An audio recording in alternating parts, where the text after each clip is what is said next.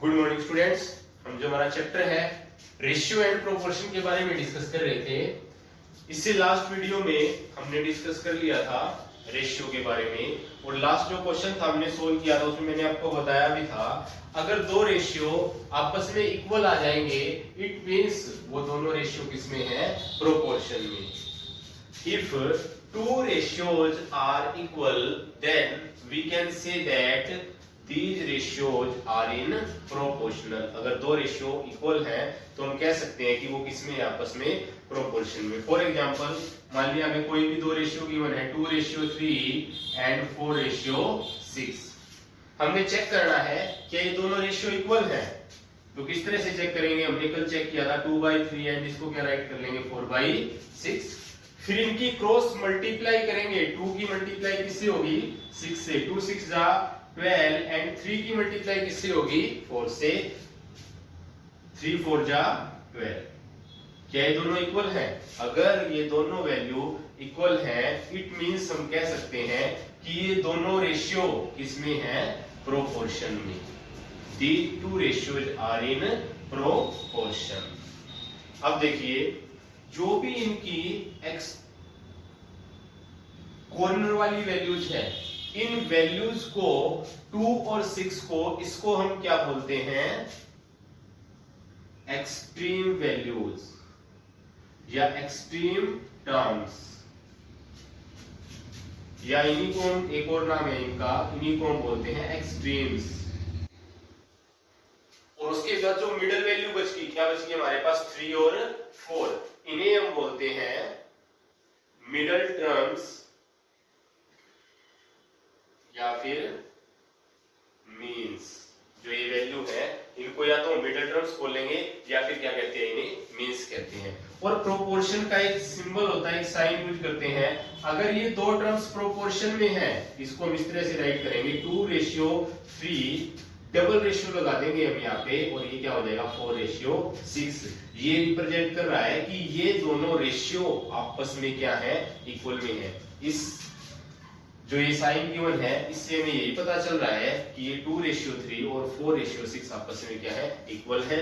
जो इसकी outer value है, ये जो बाहर वाली वैल्यू है, दोनों बाहर वाली टर्म्स है, इनको हम क्या बोलेंगे, एक्सट्रीम टर्म्स। और जो अंदर वाली दोनों टर्म्स हैं इनको हम क्या बोलेंगे, मिडल टर्म्स या फिर मीन्स भी बोलते हैं। इनकी एक और खास बात होती है, जो एक्सट्रीम टर्म्स की मल्टीप्लाई है किसके इक्वल आएगी, वो जो भी इनकी मिडल टर्म्स की मल्टीप्लाई है।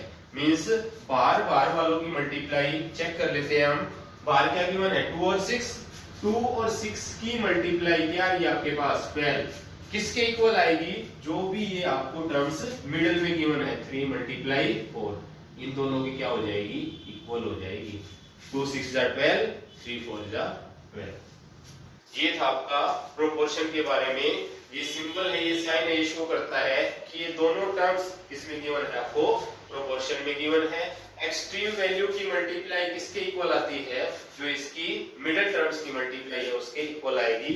बाहर वाली टर्म्स की मल्टीप्लाई किसके इक्वल हो जाएगी, जो अंदर वाली टर्म से मल्टीप्लाई करेंगे तो आपस में क्या आ जाएगा, इक्वल आएगा। ये तो देखिए अब हमें 11th क्वेश्चन गिवन है, फर्स्ट पार्ट। इसमें 11th क्वेश्चन में हमने चेक करना है which of the following are in proportion. इनमें से कौन सी टर्म्स ये प्रोपोर्शन में है या नहीं है, या फिर ये प्रोपोर्शन में है या नहीं है, ये चेक करना है कौन सा इनमें से प्रोपोर्शन में है। तो देखिए सबसे पहले आपको गिवन है 8 16 6 और ये आपको गिवन है। तो इसको हम राइट कर सकते हैं, ये आपको गिवन है 8:16 एंड 6:12।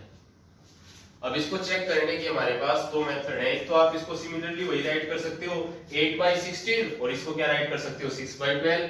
फिर आप इसकी क्रॉस मल्टीप्लाई करके चेक करोगे, अगर वो इक्वल आ जाती है तो ये दोनों प्रोपोर्शन में है, अदरवाइज प्रोपोर्शन में नहीं है। और एक और मेथड क्या है वो आपके पास, यहीं से आप डायरेक्ट क्या करोगे, एक्सट्रीम वैल्यूज की मल्टीप्लाई चेक करोगे। एक्सट्रीम वैल्यू की मल्टीप्लाई मींस 8 × 12 इसके इक्वल आ रहा है 96। और फिर इसकी मिडिल टर्म्स की मल्टीप्लाई चेक करोगे। 16 की मल्टीप्लाई किससे करवाओगे? 6 से। 16 6 जा भी क्या हो जाएगा? 96। अगर ये दोनों वैल्यू इक्वल आ जाए, इट मींस ये आपको किसमें गिवन है? प्रोपोर्शन में। 8 16 6 एंड 12 आर इन प्रोपोर्शन। इसको हम इस तरह से भी राइट कर सकते हैं या फिर इसको हम इस तरह से भी राइट कर सकते हैं 8:16 और ये प्रोपोर्शन का साइन 6:12। ये भी ठीक है और ये भी ठीक है। तो सिंपली आपको क्या चेक करना है? एक्सट्रीम वैल्यूज की मल्टीप्लाई करनी है और फिर जो मिडिल टर्म्स गिवन है इनकी मल्टीप्लाई करनी है। और यहां पे लिख देना आप product of extremes is equal to product of means. So these terms are in proportion. Similarly हम नेक्स्ट पार्ट चेक करेंगे इसका। इसमें आपको गिवन है सेकंड पार्ट में 6 2 4 3, ये सेकंड पार्ट गिवन है। तो आप क्या करोगे? सबसे पहले मल्टीप्लाई कर लोगे। 6 की मल्टीप्लाई किससे करेंगे हम? 3 से। 6 3 जा 18 और 2 की मल्टीप्लाई किससे करेंगे हम? 4 से। 2 4 जा 8। क्या ये दोनों इक्वल आ रहे हैं? अगर ये दोनों इक्वल नहीं है, इट मींस जो ये सेकंड पार्ट है ये इसका प्रोपोर्शन में नहीं होगा। नेक्स्ट देखिए, यहां पे आप राइट कर दोगे product of extremes is not equal to product of means, so these are not in proportion. Next देखिए, हम सेकंड क्वेश्चन डिस्कस करेंगे जो 12th क्वेश्चन है असाइनमेंट 5.1 का। इसमें आपको गिवन है find x in the following proportion. अब हमें जो ये टर्म्स है ना, ये प्रोपोर्शन में गिवन है, मींस ये दोनों रेशियो आपस में क्या गिवन है? आपको इक्वल गिवन है। x/6 is equal to 55/11। अगर ये दोनों आपको प्रोपोर्शन में गिवन है, it means since these are in proportion, so तो क्या होगा? जो एक्सट्रीम टर्म्स की मल्टीप्लाई है x मल्टीप्लाई बाई 11 किसके इक्वल आ जाएगा? जो मीन टर्म्स की मल्टीप्लाई है, जो इसकी मिडिल टर्म्स की मल्टीप्लाई है उसके इक्वल हो जाएगा 6 मल्टीप्लाई 55। सिंपली जो 11 यहाँ मल्टीप्लाई में है वहां जाए किस में चला जाएगा? ये डिवाइड में चला जाएगा। क्या हो जाएगा? 11 1 जा 11, 11 5 जा 55। x की वैल्यू क्या आ जाएगी? 6 5 जा 30। ये आपका आंसर हो जाएगा। इसका आंसर भी आप वेरीफाई कर सकते हैं। नेक्स्ट देखिए, प्रोपोर्शन से रिलेटेड एक टर्म्स और आपकी रहेगी। नेक्स्ट टर्म है कंटिन्यूड प्रोपोर्शन। नेक्स्ट आपको गिवन है, अगर आपको कोई भी 3 टर्म गिवन हो और हमने चेक करना हो क्या वो कंटिन्यूड प्रोपोर्शन में गिवन है या फिर नहीं है, तो उसको आप कैसे चेक करोगे? मान लिया आपको कोई भी 3 टर्म्स गिवन है, इसमें आपको 3 टर्म्स गिवन होंगी a b एंड c। क्या ये कंटिन्यूड प्रोपोर्शन में है या नहीं है? अगर a/b किसके इक्वल आ जाए? b/c के, इट मींस ये किसमें हो जाएंगी? कंटिन्यूड प्रोपोर्शन में। अदरवाइज ये कंटिन्यू प्रोपोर्शन में नहीं है। मींस इसको हमने मीन वैल्यू कंसीडर करना है दोनों के लिए। एक्सट्रीम वैल्यू तो a और c हो जाएगी और इस b को हम क्या लेंगे? मिडिल टर्म्स लेंगे। मान लिया आपको कोई क्वेश्चन गिवन है 1 2 एंड 4, क्या ये कंटिन्यूड प्रोपोर्शन में है या नहीं है? ये चेक करने के लिए हम इसको क्या राइट करेंगे? 1/2 एंड 2/4। और अब इसको चेक कर लेंगे क्या ये प्रोपोर्शन में है या नहीं है।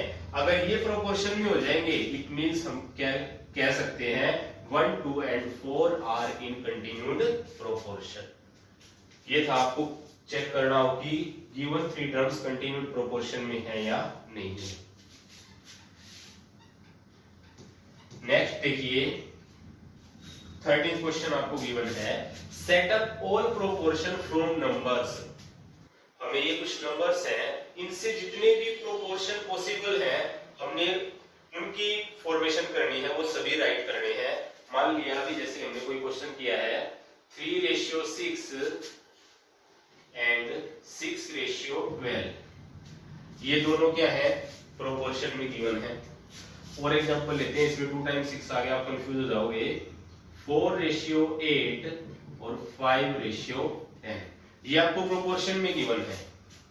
4:8 एंड 5:10 आप चेक कर लेना, ये दोनों प्रोपोर्शन में ही मिलेंगे आपको। तो इनसे हम और कौन कौन से प्रोपोर्शन फॉर्म कर सकते हैं, कौन कौन से और प्रोपोर्शन बना सकते हैं, हमने उनको राइट करना है। तो देखिए इसी को हम राइट कर सकते हैं, 4:8 है, इसको भी इंटरचेंज कर देंगे, मींस इसको क्या राइट कर देंगे 8:4, किसके इक्वल आ जाएगा 10:5 के, तब भी कोई इफेक्ट नहीं पड़ेगा रेशियो पे।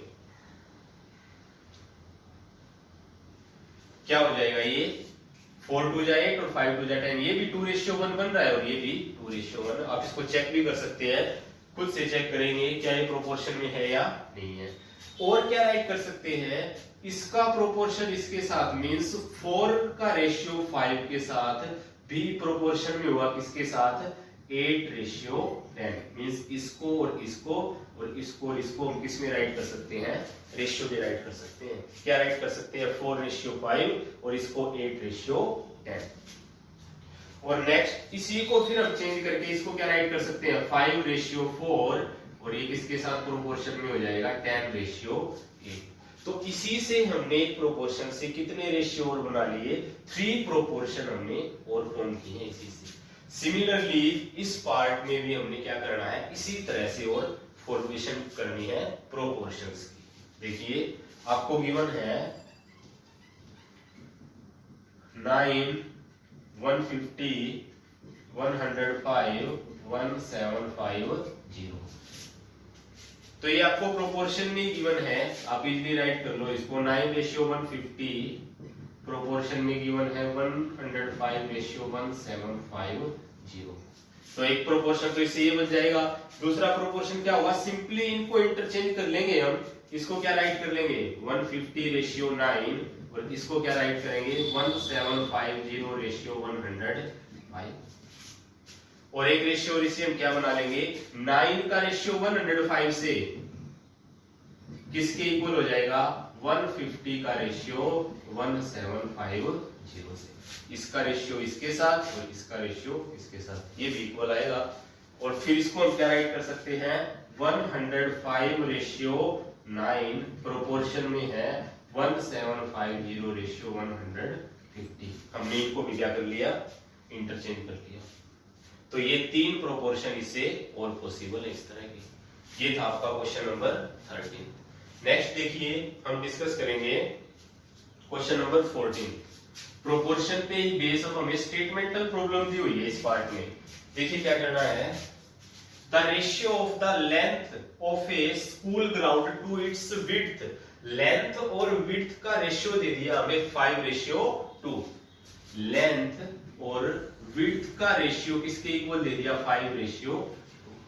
अब इसने हमें लेंथ दे दी, फाइंड लेंथ फाइंड आउट करनी है इफ विड्थ इज 40 मीटर। अब इसने हमें और क्या दे दिया, जो विड्थ है, विड्थ किसके इक्वल दे दी 40 मीटर, और हमने क्या बताना है लेंथ फाइंड आउट करनी है कि लेंथ किसके इक्वल होगी। तो एक बार हमने अपनी तरफ से कंसीडर कर लिया let length is equal to x, तो जो इस लेंथ और विड्थ का रेशियो है वो, जो इस लेंथ और विड्थ का रेशियो आएगा वो, ये दोनों क्या हो जाएंगे आपस में इक्वल हो जाएंगे, क्योंकि ग्राउंड तो में ही गिवन है, उसी ग्राउंड की तो हम बात कर रहे हैं। तो जो जहां से हमारे पास रेशियो आया ना, इससे लेंथ और विड्थ का रेशियो ये क्या हो जाएगा x:40। इसको हम राइट कर सकते हैं x:40, ये टर्म्स हमारे पास x है और ये 40 है, इसको हम x:40 राइट कर सकते हैं। और जो ये रेशियो गिवन है, ये रेशियो में क्या गिवन है 5:2, क्योंकि एक ही ग्राउंड है, एक ही ग्राउंड की लेंथ और विड्थ का रेशियो तो सेम रहेगा। ये लेंथ और विड्थ की वैल्यू चेंज हो सकती है लेकिन रेशियो तो उसका क्या रहेगा सेम रहेगा। तो देखिए ये क्या होगा, ये दोनों आपस में क्या है इक्वल है, तो इसको हम राइट कर सकते हैं x:40 इज इक्वल टू 5:2। तो सिंपली अब आप x की वैल्यू निकाल सकते हैं, जो x की वैल्यू आएगी वही क्या हो जाएगी लेंथ हो जाएगी। तो ये था आपका आज का टॉपिक। इसमें हमने डिस्कस किया है प्रोपोर्शन के बारे में, क्या होता है प्रोपोर्शन, कैसे चेक करेंगे गिवन फोर टर्म्स प्रोपोर्शन में है या नहीं है। कंटिन्यूड प्रोपोर्शन के बारे में भी हमने डिस्कस किया है, x की वैल्यू फाइंड आउट करनी हो, और प्रोपोर्शन के अगर हम टर्म्स चेंज करते हैं किस तरह से टर्म्स चेंज करें कि प्रोपोर्शन पे कोई भी इफेक्ट नहीं पड़ेगा, इसके बारे में भी हमने डिस्कस किया। ये था आज का आपका topic proportion. Thank you students.